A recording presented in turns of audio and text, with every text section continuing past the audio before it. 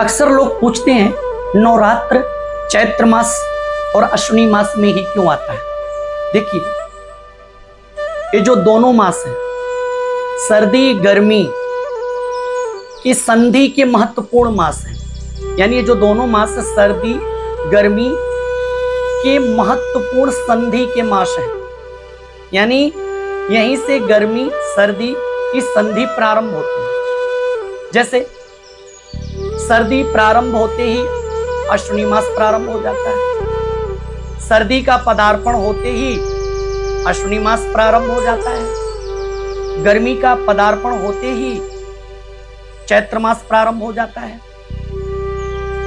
और जब ऋतु का पदार्पण होता है तो संपूर्ण भूमंडल में हलचल होना प्रारंभ हो जाता है। जैसे वृक्ष लता गुलमादि वनस्पतियों पर इसका बहुत ही प्रभाव पड़ता है।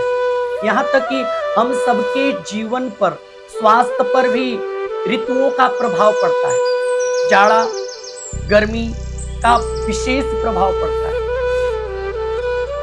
जैसे चैत्र मास प्रारंभ होता है, चैत्र मास प्रारंभ होने से पहले शरीर में जो रक्त होता है नाड़ियों के माध्यम से उबाल मारना प्रारंभ कर देता है।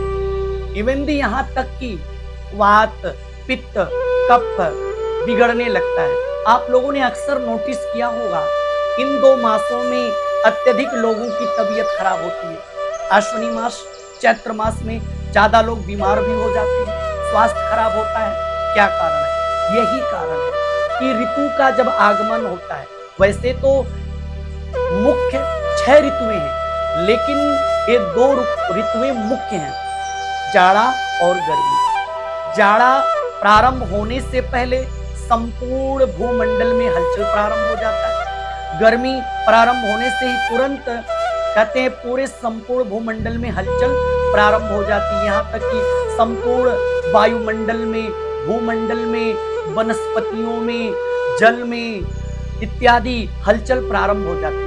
और यही कारण है कि लोग इन मासों में ज्यादा बीमार होते हैं। इसलिए हमारे शास्त्रों के अनुसार और वेदों के अनुसार, उपनिषद के अनुसार इन मासों में विशेष रूप से आदि शक्ति जगत जननी जगदम्बा पराम्बा महामाया की पूजा होती है। लोग 9 दिन तक व्रत रखते हैं, 9 दुर्गा का व्रत रखते हैं, शक्ति की उपासना करते हैं। शक्ति की उपासना करने से शरीर में शक्ति की प्राप्ति होती है। जैसे आप लोग दुर्गा सप्तशती में पढ़ते हैं, या देवी सर्वभूतेषु शक्ति रूपेण संस्थिता नमस्तस्यै नमस्तस्यै नमस्तस्यै नमो नमः। 9 दिनों तक लोग व्रत करते हैं और सत्य का पालन करते हैं, उपवास करते हैं, शुद्ध और सात्विक भोजन ग्रहण करते हैं, माँ जगत जननी जगदम्बा पराम्बा का गुणगान करते हैं। माँ प्रसन्न होती हैं, आशीर्वाद देती हैं, जिससे लोग 365 दिन यानी साल भर लोग स्वस्थ रहें, मस्त रहें और कोई बीमारी ना हो। इसीलिए कहते हैं ऋतु परिवर्तन होते ही माँ जगदम्बा की विशेष पूजा अर्चना होती है।